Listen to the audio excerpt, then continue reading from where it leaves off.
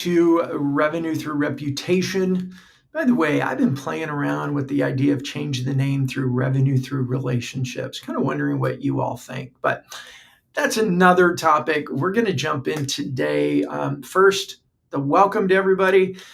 If you're on LinkedIn or you're on YouTube and you're happen to catch us live, the cool benefit of that is you can make comments and we'll see them. We can put them up there. You can ask questions, make comments, tell us we're right, tell us we're wrong.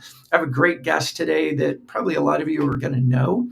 And so you can just join the chat conversation with us. If you're not on YouTube or LinkedIn live, or well, look, if you're watching the recording on YouTube or LinkedIn, you comment, we're still going to get notifications and we'll come back and answer questions and hang out with you in the comments. I mean, that's what social's about, right? Being social. If you're on the podcast, thank you so much. Appreciate it. If you like what you're hearing, I'd be so grateful for the follow and then also review it. And if you really like it and you can think, man, there's somebody that really needs to hear this, take a screenshot, text it to them. I would be most grateful. So thank you for that. And as usual, my show is sponsored by Fist Bump. There it is. Happens to be a company that I founded. But look, here's the reason we started Fist Bump. I started doing a show, my other show, Mastering Modern Selling, which is now the #1 social selling podcast according to FeedSpot, and realized man, this is really working, getting in front of more people and more people knowing us and more people accepting calls and emails. And it is really cool. And so many people have been struggling with pipeline and getting cold outreach to be valuable that we thought, hey, we could help people. And so that's one of a couple things that we do, but it's all from Fist Bump. And thank you to my Fist Bump team for everything that you do. Okay, let's get into the show. So many of you, a lot of us, are struggling with outreach. Pipeline is down. We're making the calls, we're sending the emails, but we're not getting the response rates that we used to. Anyone in that boat? Hey, this is, we don't want to admit it a lot because we don't want people to know, hey, we're struggling a little bit, but many companies are going through that, us included. It's changed, it's different. And you try new things, or maybe you're trying just do more, make more calls, send more emails, try the same things you did before, and you're still getting frustrated. Well, one of the things that we found that helped is this reputation building through digital content. Doing things like shows, like the show that we're having here today with different episodes, and other content that we create inside of LinkedIn or YouTube or Instagram or wherever else you want to do it. Because when we get in front of people with content that is designed to build connection versus content that is designed to promote, we become more well-known. We grow our reputation. And then when your team make the outbound calls, they see you at a trade show, they go, hey, I know you. Yes, let's have a call. And that's really what we're going to talk about today. So stay tuned as I bring Chris Dunn on here in a second. If you've seen the title of this, you're probably waiting to hear about dogs, and we will not disappoint you. So I'm going to bring on Chris Dunn, who is with Blue Hive Exhibits. Chris has been awesome. Chris came into this whole LinkedIn thing going, I want to figure this out. And he dove headfirst into the deep end and has done a fantastic job. And I just thought it'd be valuable for everybody to hear his story and hear his advice on taking your offline networking skills that you've probably done for most of your career and translate that and start implementing an online version of that in order to grow your pipeline, network, build more relationships, and ultimately close more deals. And Chris has got a couple stories I'm going to make sure that he says today. But Chris Dunn, welcome to Revenue Through Reputation. How goes it? Happy to be here. Awesome. Well, Chris, introduce yourself a little bit. Tell everybody a little bit about who you are, what you do, and then we're going to jump into some really cool stories that you have. All right, fantastic. Well, hey, Brandon, thanks so much for having me on. I am Chris Dunn. I am the VP of Sales and New Business Development with Blue Hive Exhibits. I've been here for about 20 years. It's a 20-year-old company, so I was here from the beginning. And things have changed, as Brandon had mentioned. We are a custom exhibit builder. We have an office outside of Boston as well as in Las Vegas. And we kind of pride ourselves on being that right-sized creative group. We're bigger than a boutique and we're smaller than some of the real big guys where you're just a number. So we're very much full cycle relationship sellers. Um, and I think, that will kind of point back to that as I kind of tell the story of how I got involved, not only with LinkedIn, but also fist bump. So thanks for having me. My dog Barton is home, but he's here in spirit, and we'll certainly be talking about him quite a lot. So I'm sure his ears will be burning. Well, why don't we jump into that? And Chris, my memory, and maybe I'm wrong, but my memory was when you and I were coaching together, and we Mhm. were looking for, hey, what are the we're building your messaging strategy. Like, what are the topics that we can talk about? And we started talking about your morning walks. I said, tell me about what you do. Tell me about your hobbies. What are some of the things that you like to do? And it came up that you take Barton for a walk every morning. And I believe we asked the question like, well, what do you do on that walk? Like, what do you do? And you said, well, I think about my day. I think about the day before. I think about what's going on. And we were like, yeah, that sounds great. And we came up together with this strategy with hashtag Barton the dog. Tell us a little bit about that and what it's meant to you and in your LinkedIn activity. Yeah, thanks. So Brandon, I think we've been working together for a couple of years now. I had done certainly some posting, with the dog prior to that, and I think there was a bit of an epiphany moment of like, I would connect with people and be like, "Oh, you're the guy with a post about his dog," and initially I'm like feeling a little insulted with that. Like, well, I feel like there's a little bit more depth there. Like, I do talk about business stuff, but if I'm going to be the guy who posts about his dog, then how do I parlay that into something that's meaningful? And that's kind of where working with Fist Bump helped kind of shine a light on that. Was like, all right, I'm not just taking him for a walk and talking about the food that I ate or the Facebooky kind of stuff, right? It was like, how do we take those thoughts that are in everybody's head, and I guess I'm going to be all over the place, but you helped me refine a strategy around like three different pillars. Uh, One was just kind of positive mindset. Uh, you know, I'm up early every morning, and the dog helps me. He's my accountability partner. We get out, we get after it. I'm exercising, so I'm helping my body. And as I'm aging and coming up on 60, like I fully aligned with the fact that movement is my friend. And then there was also from a business acumen standpoint. So I started leaning more into, hey, I'm on my dog walk this morning, but I'm thinking about a call I had yesterday with a client, and their problem was blah, right? It's probably pretty accurate to make an assumption that if this particular client in this industry is having this problem, then you might be as well, right? So I started talking about the discovery calls that I was having, client challenges, and things that were happening, I guess, in our industry, and just kind of leaning into those things, and really expanding upon them. So the dog walk was really just kind of a linking piece, kind of like your Jeep thoughts. Mhm. It became kind of that commonality, and I felt like sometimes I pushed it a little too much, and I've had to find not only my voice, but also the proper cadence of how many times does Barton appear over the course of a Yeah. week or a month, and you play around with it and you figure it out. And sometimes it's a funny post on a Friday or a Saturday, and other times it's a bit of a deeper thought, during the week. But Mhm. again, kind of using the dog as a commonality. So let me unpack that a little bit for everybody, and then Chris chime in on that.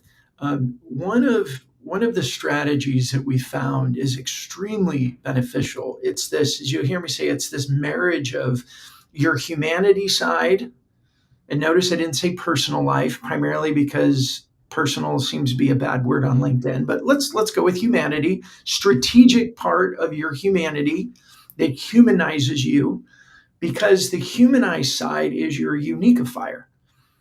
Yeah. Nobody else is you.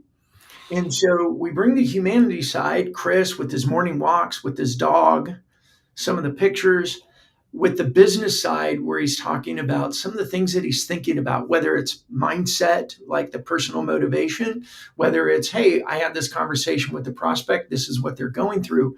But when we marry that type of content together, we're bringing the best of both worlds. You're bringing that emotion of the human and you're bringing the logic of the business, and you stand out.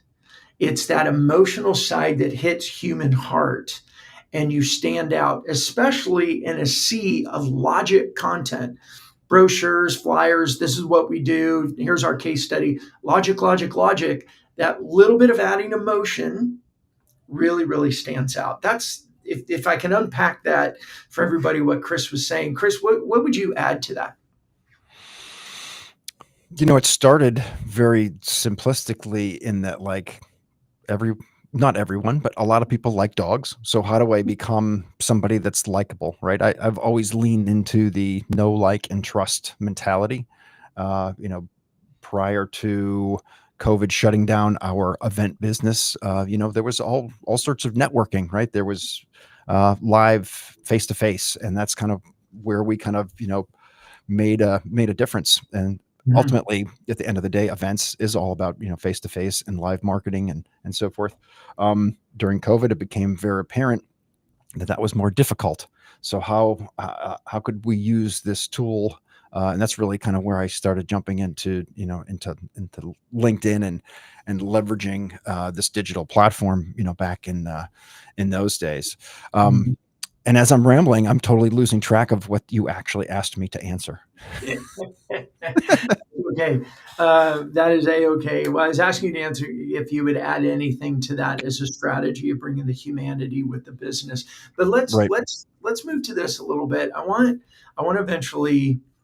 I'd like to get you to share a little bit about your movement, your transition from just doing your content Mm. is your personal brand content, and moving into the host of the Exhibitors Toolkit show. Sorry, Toolbox. Toolbox. Yeah, Event marketers toolbox. Sorry. I So mean, close. well, I have it written here because I knew I changed Yeah. it around, but Yeah. um, I didn't book the conference room in time, so I'm in one of the phone rooms and it's dark and I can't see without my glasses. That's why I keep putting them It's on all and off. good. So my All mistake. good. But Chris, before we do that, Yeah. you have a couple of really great success stories that I've shared with people multiple times. In fact, I think I shared one of your stories last week, and you reached out to me. You're like, I need to be a guest on your show. Here we It's so true. I was go. listening and I was like, you're referencing me. I feel like I need to, Yeah, get my face on here. absolutely. Well, tell me, share one of a couple, share one or two of those stories, but not just the story for the story's sake, but what did it do for your business? What did it do for Pipeline? What did it do for Blue Hive? Yeah. It's a lot of, I'd say, mostly small wins over time. And it's you've referenced this in the past. It's not like you make a post and purchase orders fall out of the sky. That's not how it works, right? It's consistent effort over time, continually kind of tweaking your message, but really it's just being here, being relatable, being somebody that people want to work with. So that's always Yeah. been my goal, is like, again, with the know, like, and trust. If I want to work with people that I know, like, and trust, then I'm hoping the same is true on the other side. So one story in particular that got us into an RFP or a bid situation was somebody that I knew from the industry had reached out, and this was a year plus ago. And it was somebody I recognized his name right away. And honestly, I don't know that we had talked in the last 5, 6, 7 years. It had been quite a while. And he jumps right in. He's like, "Hey, I understand that your daughter just graduated, and I see that your son's in the automotive thing, and he's working on trucks." And so he was referencing a series of posts that I had done at different times. And I'm thinking to myself as he's talking, I'm like, I don't recall ever seeing you like or comment on any of my posts, yet you have in-depth knowledge of all the things that I've been talking about. Yeah. So he's like, he literally said, I feel like I know everything about you because of your posts. And that was, a bit of a epiphany, as it were. Mhm. So here's somebody who hasn't physically, uh, that I haven't physically spoken to in quite a while, but who had in-depth knowledge of things that I've been sharing. And it helped me kind of realize that there's an awful lot of folks out there in the anonymous zone, or they're lurkers, or whatever we want to call them. There's a lot of folks who are seeing and consuming our content that we don't necessarily even know who they are and where they come from. So all of a sudden these opportunities bubble up. And at the end of the day, he said, listen, I don't have specifically a need with my company, although he's somewhat related to what we do, but he's like, I want to introduce you to somebody who does have a specific need. So it was the old fashioned, referral network, people recommending people, the same as we had always done, but it was just different because it's part of this digital platform that we're participating in, and it just looks and feels a little different. But at the end of the day, it's the same stuff that we've done as full cycle salespeople and as networkers, forever and a day. Yeah. Yeah, I like the way you said that. And before we go on, I want to say, Sadala and Butch, thank you for joining and your greetings. And Scott Donald, sorry it took me a little bit to get it to end, but yeah, I think most people agree that walking the dog in the morning gives a lot of good clarity. Our little dog doesn't go for the walks with me because I walked 5 miles and she would just not be able to handle it. But She needs bigger legs. yeah, I come back and then I pick her up and we do about a little half-mile walk with her. But yeah, Scott, thanks for that. Yeah, I like the way you said that, Chris, and I think that that's one of the things that's really hard for a lot of, especially older executives, to grasp that we're not doing LinkedIn. And this isn't really personal branding just because people started giving that name to things to name it. Yeah. Um, what this is it's networking. It's just that because we're doing things on this digital platform that's got longevity, we actually can encounter and meet so many more people in a day. Like, I was having a conversation with someone just yesterday, and she's really just trying to get her feet more wet in LinkedIn and what are we going to do and everything. And I was asking her the questions. She's in her 50s, and it's like, well, I'm a great networker and at the trade shows and I work the rooms and I do all that. I'm like, oh, that's all awesome. This is exactly the same. The difference is we can do this every day. We don't have to get in our cars and drive around. I know for me, my story is always, if I can get in my car and go drive around throughout the day and maybe have a coffee, have a lunch, have a late afternoon coffee, I can go meet with 5, 6 people in a day. Maybe get a networking event at night and you meet another, 15 people, 20 people, whatever. Great number. Let's say it's 20, 25, 30 people in a day. Then I got to do that every single day. I don't have time for that. Right. So maybe I can do that a couple times a month. But with posts, even if your posts are only getting 200, 300 people, it's 300 people that are seeing it, and your story is the reason why it's important. They remember you. They're paying attention. When a need comes up, they become a referral. They reach out for help. I know that that's been your experience. You have another story before we move on to your show. You have a couple other success stories. You mind sharing? Yeah, not at all. It was again probably a year plus ago. Gotten a call from a woman who, again, I was connected to, but I hadn't spoken to her in years. I think we probably first were connected in maybe 2018 or something to that effect. She is an exhibitor, and she happened to be with a company who had been let down by their current partner. And she reached out and she was just like, Chris, I'm in a pickle. I know we haven't done business together yet. We're connected. I know who you are. And I've been following your posts and your online presence, and I trust you because I just see what you're putting up. Mm, Uh, and because we were in a pickle, it wasn't like, how much are you going to charge me, or can you guys do a whole bunch of designs and run me through the, through the mill? It was like, we're a bit screwed, and the show's in about 6 weeks. I know it's a short period of time, but I feel like I can trust you, and I need help. So it was a indirect response to the work that I had done. And again, I'll just kind of throw this out there for the folks who are maybe just having trouble wrapping their head around, like, what does this look like, or what does success look like, or how do you do this, do LinkedIn properly. I will fully kind of, die on the hill of, you need consistency. You need time in marketplace. You can't just do it for 30 days, 60 days, 90 days. Like, it has to be a long-term commitment. Doesn't mean it has to be every day. Doesn't mean it has to be all consuming, but you have to kind of show up on a regular basis. And bring value, be somebody that is followable, that provides some interesting insights into your industry, but you've also got a friendly demeanor. You're bring a little comedy to the marketplace, and you tell real authentic stories, be it about your family or about your hobbies or whatever that might be, but just be a real person that people feel like they can get to know. And that's exactly what that led to. So specifically, that turned into, I don't know, $120,000 in revenue that year. And then, so that was in 2024. And in 2025, the same person, came back. We did that same show over again. And they also did another show. So then, year two revenue that I didn't have to go hunt for was more like 175,000.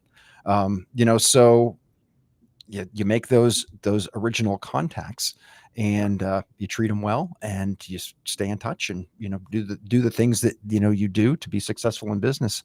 And those opportunities hopefully aren't just a one-off, but they become year over year revenue, and also happy long-term clients. Yeah.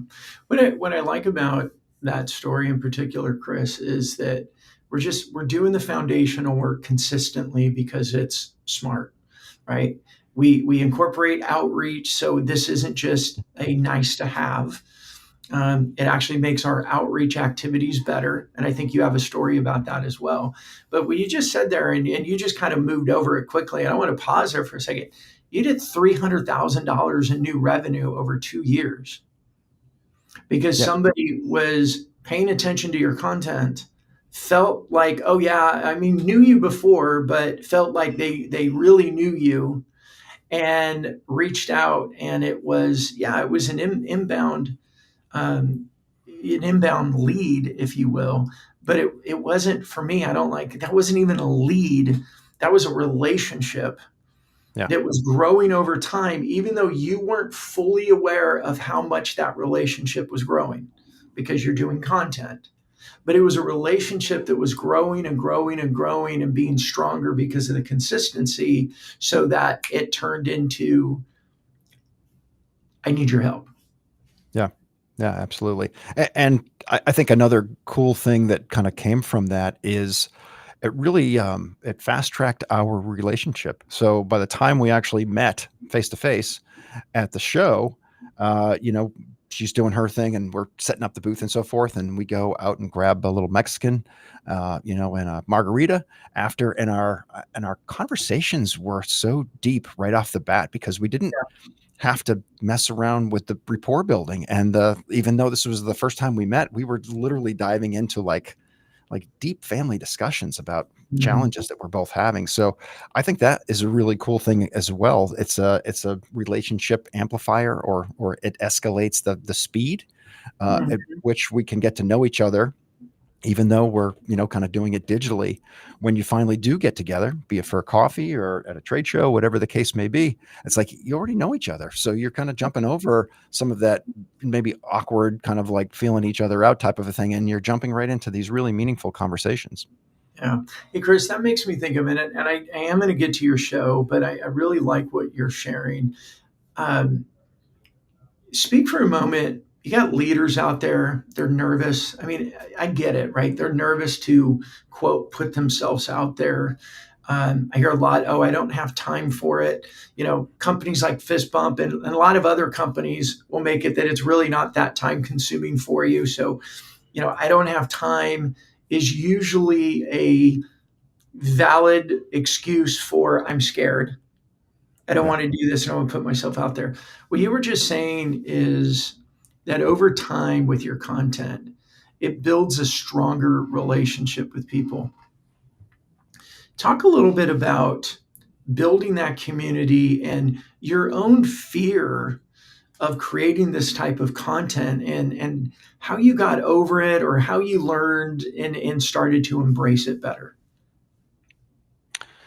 Yeah, and it doesn't happen overnight by any means. And I'll go back to pre-pandemic, pre-COVID.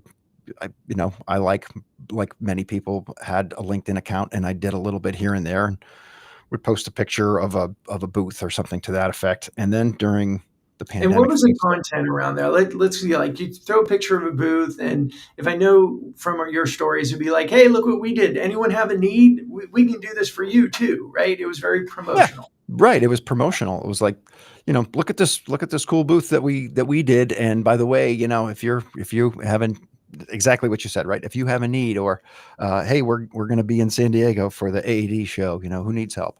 It was very promotional. And It how did was. that work for you? Now you do have an advantage. You have cool pictures because you have a We booth. do. We do have. Yeah. You get a bit of Absolutely. engagement for that. Yep. Yeah, absolutely. And in the earlier days of LinkedIn, not as many people were on it. So I can't recall specific business coming from it, but I always felt like at least we're showing our work, right? We make cool stuff. So let's show the pictures that the projects that we're doing. So kind of fast forward into the pandemic, 2020 or so, and there is no face to face anymore. All events are gone, and I'm like, all right, so what can I do? What can I control? I can't. There's a lot I can't control. What I can control is growing my network. So I started just reaching out, and I was very parochial in strategy to start with. I was reaching out within New England and New York to other event related people. And the thought processes were like, we can misery loves company, right? If nothing else, like let's connect and just kind of shoot the shit a little bit about like, boy, this really sucks. I can't wait for events and Yeah. just life in general to return to normal. You just So said started shit building. on my show. There's no Oh cussing on my show. shit! We I'm didn't say sorry. shit. Yeah, Do I have to put some money in the swear jar? I'll Venmo you. there you go. um, so that began to create some conversations, and I started noticing a shift of how people were acting on this platform, and I started seeing people doing things. And I know I shared this story with you, but I'll share it again for the benefit. I was following a guy. He had a marketing agency, and he was a guy out in Utah, I believe. And he all of a sudden I see him and his buddies on the chairlift, and they're taking a video. They've got doing the selfie with the phone, and hey, we had a kick-ass morning. We did some work, and we're taking the afternoon off, and we're skiing. And I was like, I'm a skier, so I'm like, wow, that's pretty awesome. Like he's sharing in a very different way than up to that point. Like everything was just like, this is professional network, and we have to keep things between the sticks. And Yeah. it's we talk about jobs and we talk about professional things. And this was a bit of an eye opener. So it started expanding my horizons about what the possibilities were. Um, and I really kind of started leaning into LinkedIn, but I didn't know specifically what I was doing. I was just kind of following the lead and trying to find my voice. So I think, you mentioned like, how would I talk to leaders out there who are maybe apprehensive to start? And I think that's the biggest thing is you gotta kind of dip your toe, and then you step all the way in, and you start putting things out there, and eventually you find your voice, and you find what feels right based on what's in your heart. And also you also get feedback from the marketplace. If no one responds to what you're putting out there, chances are it's maybe inauthentic, maybe it's coming off as a little pitchy, maybe it's a little bit braggadocious. And so you start playing around with your content, and I think the more empathic things are, the more that you are relatable, the more that you're coming to the table admitting like, I really messed up. Like I tried this thing, I thought it would work. Here's the results we got. They weren't stellar, right? I messed up, but how can I learn from that? So I think people really start to respond when you are honest and when you are relatable, and you're not like, look at me, I'm freaking killing it, 6 figures every month. No one wants to hear that crap. So just, and maybe that's the reality of your situation. Maybe you are killing it in 6 figures every month and all that. But present it in a way that's a little bit more relatable.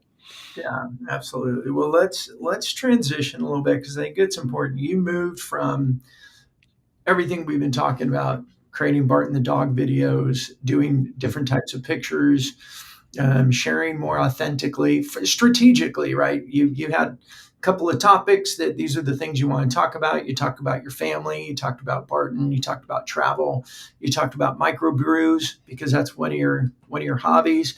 Incorporated all that into business. But then you got to a point. You said it's time to go do a show.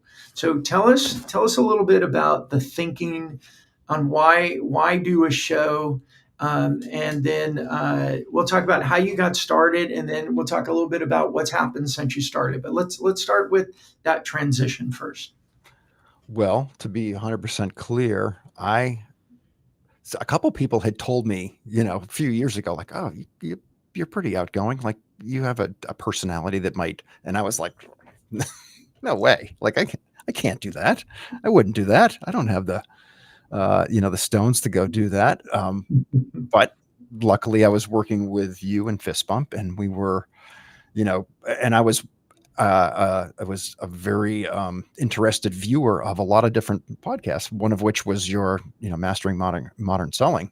That's really how I got to kind of know you and got to connect with you. So the more that I kind of watched, and the more that I became open to it, I was actually a guest on a few other podcasts here and there. Eventually, I kind of came around, and I'm like, you know what? My mantra for 2024 was consistency. I strived to make sure and just post every day. But coming into 2025, I don't know if I messed up the years. That was 24. But coming into 25, I said I need to up level what I'm doing. So I need to raise the bar on my content. And in conversations with you, as we got closer, through the fall, and I could see 2025 around the corner, I'm like, all right, I'm ready.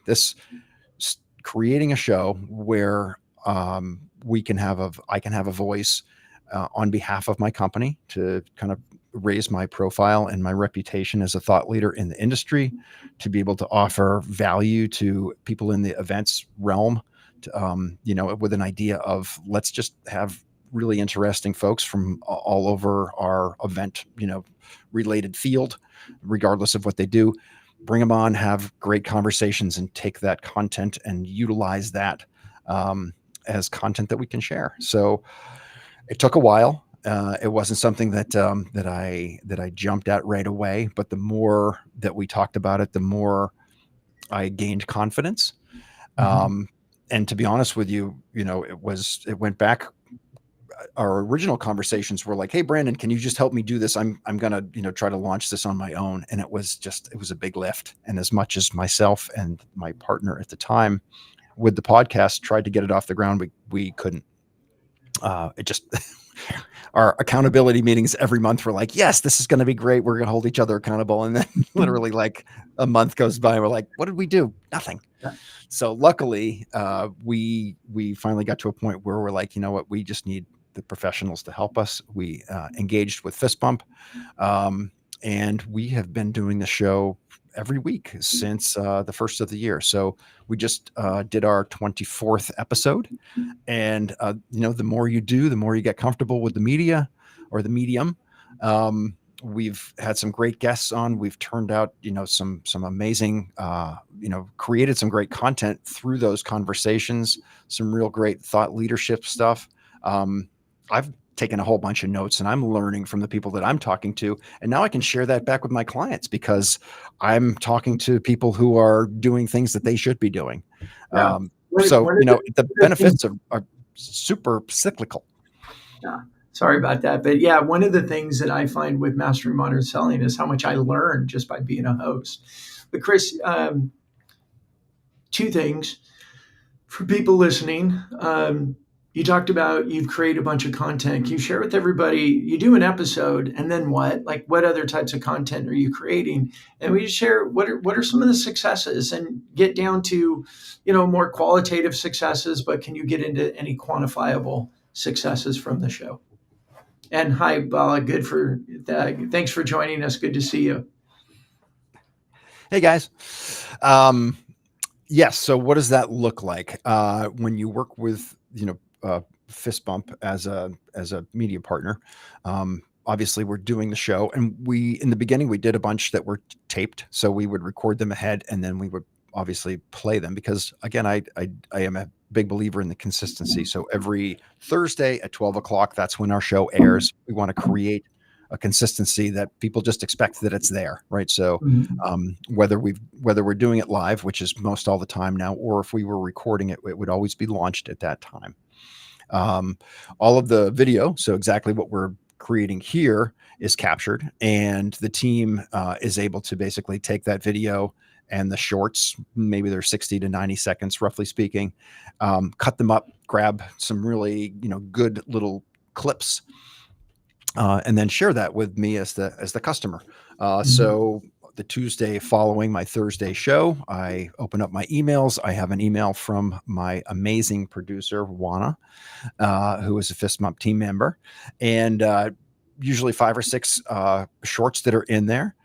Along with transcripts and a newsletter. So Fist Bump basically takes all of these things and they build all of these different assets that we can use. um, you know, the show itself is sponsored. It's a Blue Hive show. We do our best to not make it a Blue Hive commercial. We try to keep it somewhat agnostic across the board. So we're just here to recommend best practices across industry standards, kind of thing. But you guys help us produce all of that, and then we can be thought leaders. And I roll those out probably 2, 3, 4 times a week. I will take those shorts, different ones. Mhm. Mostly what I do is I'll put the post up and I will write something, usually kind of a snippet. I have suggestions that come in. I do find that I like to kind of craft my own verbiage, but I've got a ton of stuff to lean on from the Fist Bump team, so that I'm not spending hours and hours doing this. It's literally Good like, starters, get you started, get you moving. yeah, absolutely. It's got, here are some thoughts. I'm looking for different ways, playing with different hooks, and just trying different things to see what works. We've actually also recently gone to stacked vertical format, so that the video is not playing in horizontal fashion; it's playing in a Mhm. vertical fashion, which is favored by LinkedIn, and also basically what you get when you're taking a video with your phone, in the vertical format. So we know that LinkedIn likes those, and they're pushing those. The algorithm favors those, and they're going to put them into more of a play. So we're tinkering with what we're doing, and initially, I will be honest. Initially, coming into the first of the year, I was like, "Cool, this is it. This is what I'm doing. Like all my content will be this." And in the beginning it was good, and then my traction and my impressions and everything did drop off. So Mm. what I realized was, you still need a variety. You need to give, again, people different reasons to follow you and to be interested in the content you're putting out there.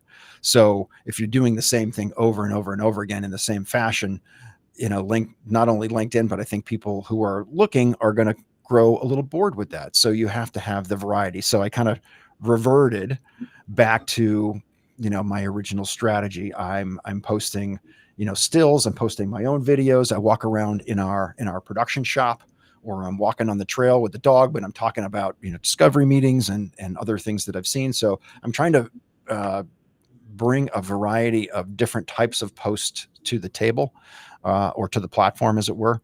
Mhm.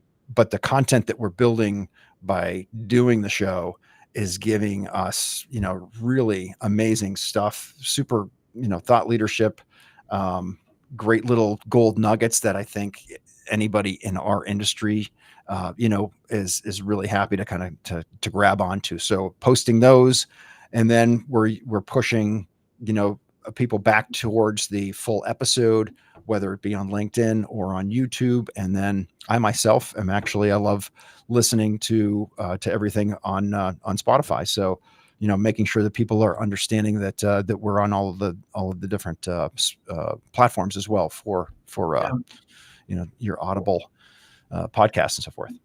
Yeah. Well, look at that. Lincoln accent. He and I had a call last week, and he's out of the UK. And he said, "Hey, the tagline." So, Lincoln, we already talked about Barton the dog, and the hundreds of thousands of dollars that Chris has generated from his Yeah, LinkedIn content, yeah. which is a lot around Barton, and people remembering you because of those cool posts that you do on your dog walks, and the combination of the dog walk with some business thoughts, and bring those together, and you stay top of mind. Well, Chris, He's a partner of mine in that he does ask for a small finder's fee, but it's usually in the form of cookies yeah, or biscuits or yeah, milk bones. other little dog treats. Yeah, Yeah, he's not really a money guy. No opposable thumb to count the cash, so he's all about the snacks. yeah, but he's a good lead generator for you. He is. He is. Well, he's a lot better looking than I am, so I use that as my lead. Yeah, well, and Lincoln, if you haven't seen that part yet, if you're joining the live, when this is over, you can go watch the recording, and we do talk about that in the first 10 to 15 minutes about Barton. Chris, for people that are listening to this, they're like, hey, maybe I should be thinking about a show. Mhm. And what's your advice for them? First of all, what's the motivation that they should be thinking about, and what's your advice for them about having a show? I think the motivation, and obviously everybody's gonna find their own. For me, it was like I knew that it was time to up level my game, and I I had been involved in a number of conversations with whether they be fellow colleagues here at Blue Hive or customers or partners or whatever, and after that Zoom call, I'd be like, damn, I wish I recorded this. Like we talked about some really great stuff that I'd love to share with people. Yeah. So knowing that those conversations are happening regularly, I was like, okay, so get myself comfortable. People say get comfortable with being uncomfortable. And that was true in the beginning, but the more you do it, the more it becomes just a muscle memory, right? So it's Mhm. just kind of things that it's what we do every Thursday now. Um, and so the motivation was like, how do I continue to build my reputation as a thought leader in the industry? I don't want to be pitch slapping people. I want to have new things to kind of share and talk about all the time. So the show um, just made sense for that type of a thing. And it was, super difficult to try to wrap my head around how do I do all of these things on my own, and soon discovered that there was a lot there. But when you partner with somebody like Fist Bump, that carries the heavy load and has the experience and does this literally on a daily basis, they know the ins and outs, they know the platforms, they know how to do it, they know how to tee everything up. So for me, it was a win-win that I could put in addition to the few hours that I spend over the course of the week on LinkedIn anyways. I've got the hour that we're recording, and we usually try to come in at around 40 to 45 minutes. And then obviously there's a little tinkering with that, but for a fairly minimal investment in my time, I get all of these really great things that are assets that we can use in our sales and marketing efforts. Yeah. What about Chris? Just that nervousness of putting themselves out there, or feeling like, oh, this is just a nice to have. I think especially right now, we got economic headwinds, we got all kinds of crazy stuff going on in the news, and it's like, oh no, let's pull back on those types of nice to haves. Do you see this as a nice to have, or do you see this as like crucial to your pipeline building? I think it's crucial. I think, yeah, I don't think it's a nice to have anymore. I mean, I didn't know this obviously going into it. Um, and again, we mentioned it before. It's not like you record a couple of episodes, kind of like I mentioned. It's not like you put up a post and POs come raining out of the sky. But I've seen my number of connections building Fist bump actually helps me connect with other event professionals. They're sending invitations out there on my behalf, inviting people to shows. So I've got a lot more connections who are in my ICP realm now, after having since done the show. When you bring a guest on, so that I guess this would speak to somewhat to the nervousness. I'm not the focus of the show. The focus of the show is the guest, and the guest ideally is really just telling their story, like what I'm doing right now. Mhm. So people like to talk about Do you do themselves any and their story. episodes without? Do you do any episodes without guests? I can't remember. We did our first last week, so it was myself and my co-host, and I've had a couple of co-hosts. Yeah. My main co-host Dana and I, and what we actually did, which was actually a really fun episode, is we went back and looked at what did we learn in the first 5.5 months, Yeah. the first 23 episodes, and Juana helped us kind of aggregate that information. She took all the transcripts and the newsletters and everything, and we found common themes. And I actually had Dana interview me because she's of the 23 episodes, she's probably been associated with half of them. So she actually interviewed me, and I was able to go through and reference a whole bunch of our different guests. Hey, here's something I learned from John. There was a great point made by Kayla. Wasn't this a cool episode that we talked about with Brendan? So it was really fun to kind of go back and revisit all of those things that we learned. And as I was talking, you start tying those things together in a meaningful way.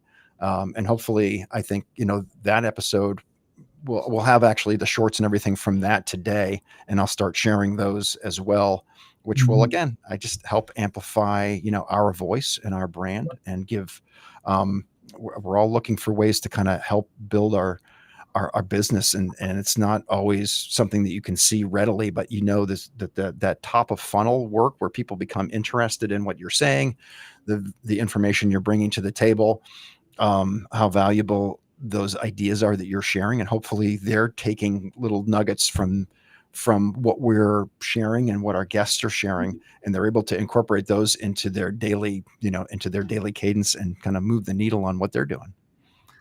Chris, how do you rate the ROI for you on including the time investment between your show and your LinkedIn, but your time, how much you spend? How do you rate, or how do you think about that ROI? Consider there's a bunch of other sales leaders and company leaders watching this saying, yeah, maybe not. What? How do you look at the ROI? I would definitely say you want to come in with a long game mentality. Certainly, things don't happen overnight, but I do believe wholeheartedly that everything that we do online is we're building a portfolio of experience for people to see, and I think I feel like we find validation in that, because when somebody new connects with me, all of a sudden I see them going back through a whole series of posts or video clips, and they're liking things from the past. So they're, as we put people into the funnel, it's not just about what we've done today, but they're going back and they're consuming things that we've done in the past, and they're taking that in. And I think that helps fast track the know, like, and trust. Again, Right. I fully expect, and I don't know when the next one will be, but somebody will bubble up out of the ether that I did not expect, and be like, "Hey, I love the episode that you did with so and so about creating evergreen content at a trade show," or Yeah. whatever the topic of choice is. So Yeah.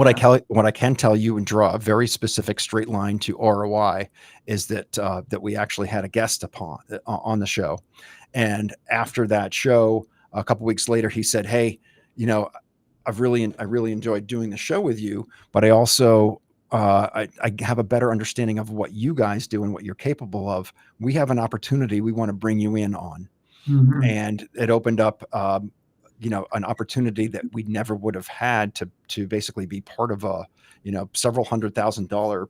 Our piece of that puzzle was several $100,000, and although the opportunity didn't work out, like, uh, all we can ask is for a seat at the table, or to get our foot in the door and to get those opportunities. So that's another thing that Brandon made sure that I understood too, as the co-host, is like, don't just go bring your friends on, identify people who are in your ICP, and invite them to be on your show, because that's a whole different conversation Yeah. than like, hey, do you want to buy something from me? Like, hey, I'm Chris, I'm with Blue Hive. I think you'd be a great guest on our show. Would you mind coming on and sharing, about things that you're doing? And you create relationships, and you get to have, a whole different point of entry. You're coming in through a very different door than all of the other salespeople who are just banging on this guy's door trying to Mhm. sell him stuff. Yeah, you brought me everything you said there. If I can follow it all, one of the things you were talking about was the dark social, which I Mhm. think there's going to be a topic I need to do in a future show, is talk about what dark social means. Is you're talking about people that you connect with, and then you see them start going through your history of post and engaging with it. What's interesting for me with that is you use the term the funnel, and I would push back and say that's like pre-funnel, or it's funnel, but you don't know they're in the funnel because it's happening Right. organically, right? It's not the True. official funnel. It's more the way buyers behave these days. They don't want to be in your funnel. What they want to do is Right. go look at things and talk to people and see things and do their research on their own time. They don't want to be in your funnel, which means they're not downloading the case studies, they're not opting into anything.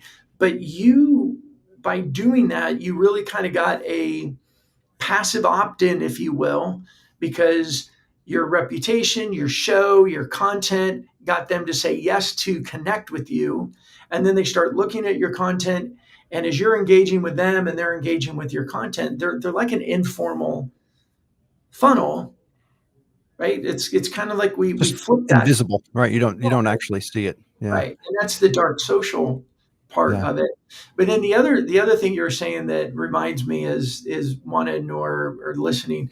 We need to do an episode of the show on the episodes strategies, the different ways to use episodes of shows to help fill your pipeline, to grow your network, build your brand, grow your pipeline, and become this influential voice in your industry. So thanks for that, Chris. I appreciate it. Yeah. You bet. One other thing, and I'm just thinking of a couple other things, and I know we need to wrap up soon. One other thing that had planted a seed well before I even considered doing this show was, I was listening to a podcast put on by another event professional, and their business model for this particular company is they're kind of a white label group. They handle stuff for companies like us, so they don't sell to the end user. They sell through exhibit houses, and they're positioned in key locations around the country, in Las Vegas and Orlando specifically. I'd been listening to this guy's show. Again, it was not salesy. It was really not even about like his company. It was all industry information that I found really valuable. Um, the amount of time that he promoted his show was, minuscule. Of the 30 minutes, he'd spend 30 seconds talking about a show, but I knew enough about what he did. And we had an opportunity come in to us through an existing client. The timeline was really constricted. The budget wasn't bad, but it was just like, how the hell are we going to or how are we going to be able to pull this off based on the bandwidth issues that we had? This was, I think, post COVID, and a fire hose had just been turned on and everything was crazy. No one had enough people. Long story short, because of his show, we used his company to execute and fill a need for an existing client of ours. And Mm. I made sure and tell him Did and you told him one day, I said, hey, Chris, I just want you to know that this $400,000 job that we did is absolutely, you know, directly direct line? attributable to your podcast. That's why we're doing business with you.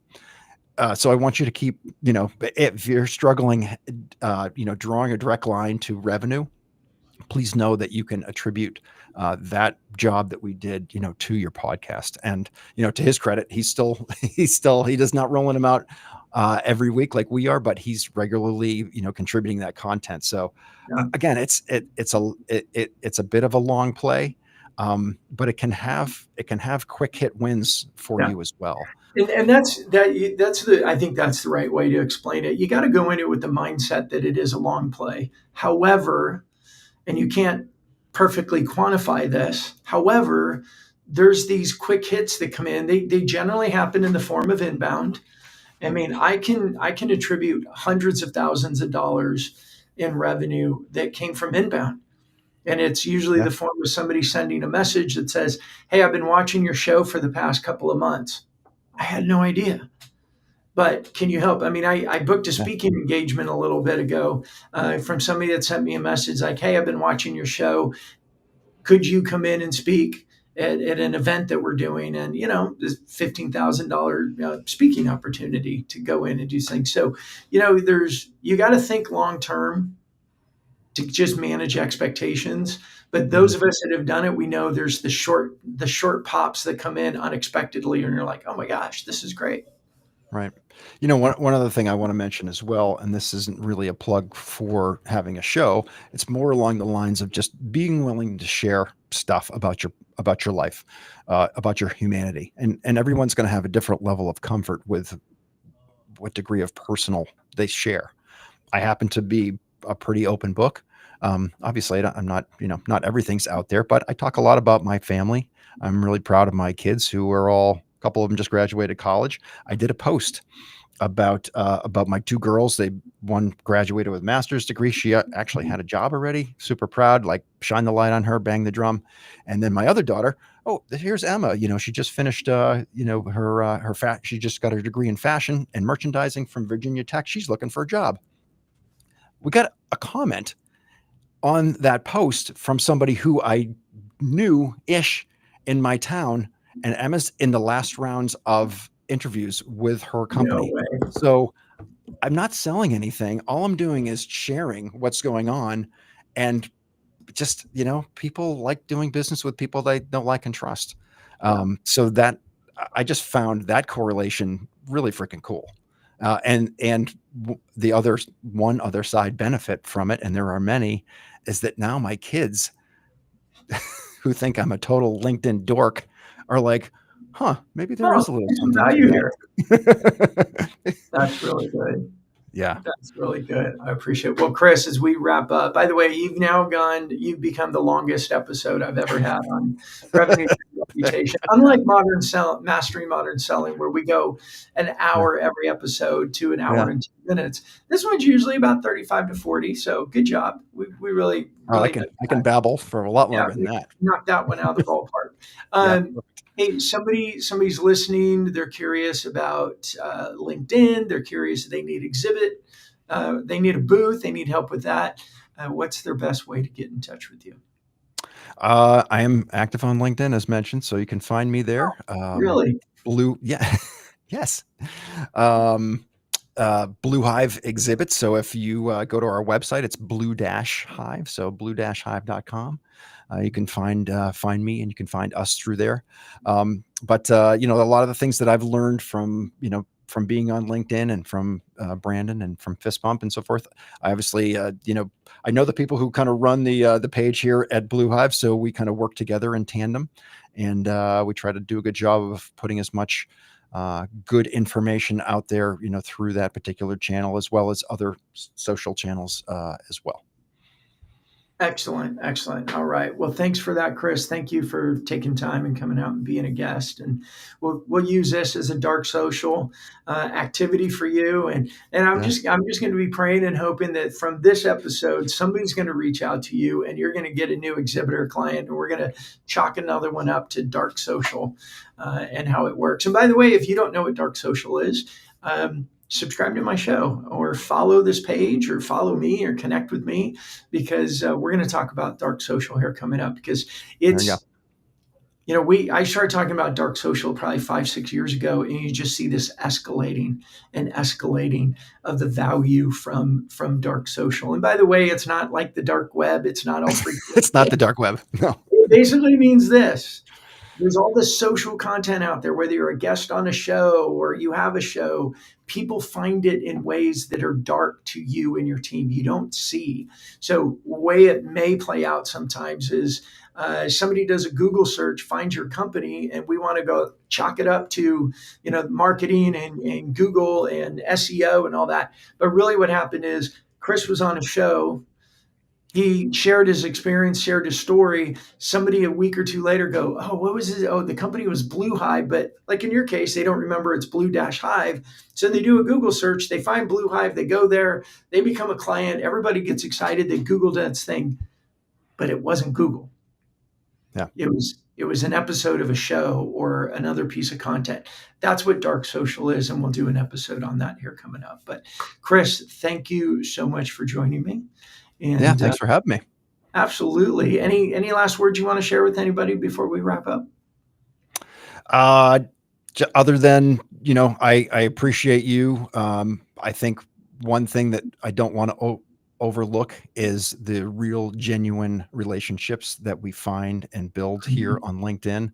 I have so many people that I've never met before who I consider, really close friends, because of what I've learned about them on LinkedIn, which leads to then a Zoom call and a virtual beer or whatever.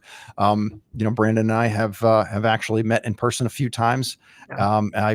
I honestly, I really cherish our friendship. I've learned a ton from you as a mentor and somebody to look up to. So I'll leave you with that as well. If you're, somebody who's apprehensive about just putting yourself out there a little bit more, it's just a 24/7, 365 networking room. Yeah. You don't have to go in and be someone you're not. Just go be Yeah. yourself and you will find your people. Yeah, I'll pile on the love fest here. The love fest, Chris, is you've been such a great contribution to the community. So not only do we do this, we produce the shows and do the promotion and management and do our executive thought program where we do interview them in our digital studios and create a bunch of content. But we have coaching programs where we get together and we talk about this stuff. We talk about the things that we're scared of. We're talking about things we want to try. We're talking about, has anyone done this? What do you think? And Chris, you have been such a excellent contributor to that, and I would say even leader in that, because you've thrown fear to the side. You've gone all in, and you've been very motivating for a lot of people who have seen you go from here to here and really get excited about it. So thank you for being a part of our community as well. Awesome. No, I appreciate that. And thanks very much. And Butch, I see you out there. Can't wait to be on your show in a couple weeks. There you go. There you go. That's All right. right. Making the rounds. Everyone that is watching or you're on the podcast, thank you so much for listening to another episode of Revenue Through Reputation. I'll be back next week. I think we're going to be talking about dark social, and we got a few other things. We're going to talk about episode strategies and the different types of episodes that you can have to accomplish your goals. It's not just about showing up and having a show. There's a lot of strategic, there's a lot of planning, there's a lot of messaging that goes on in order to really take advantage of the content. So stick around and we'll have more episodes and keep sharing and keep talking. Thanks again.